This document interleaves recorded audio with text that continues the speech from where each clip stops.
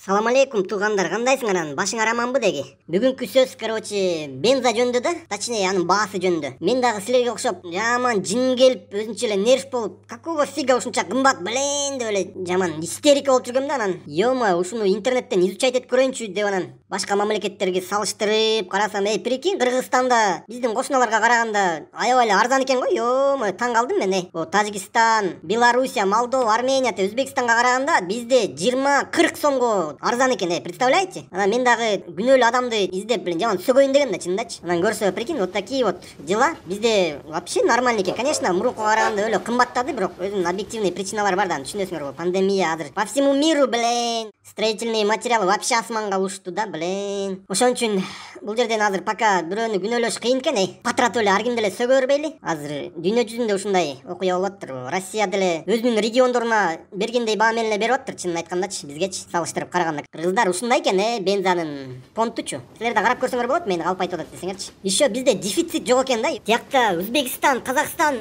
даже Англияда дефицит бар экен го. Ё-моё. Очередтерде турушат машиналар тизилип алып, бизде спокойно эле го. Бизде дефицит башталса, я не знаю, что будет. Монча количество машина менен просто Бишкек кыймылдабай эле туруп калабыз го. Ошон үчүн ойлонолу, толгонолу дегенде эки жакты карап, кичине салыштырып, мындай өтө эле нерв кетире бербейли. А то вижу что-то сөгүнүп сагынып аткандарды көрүп атам да.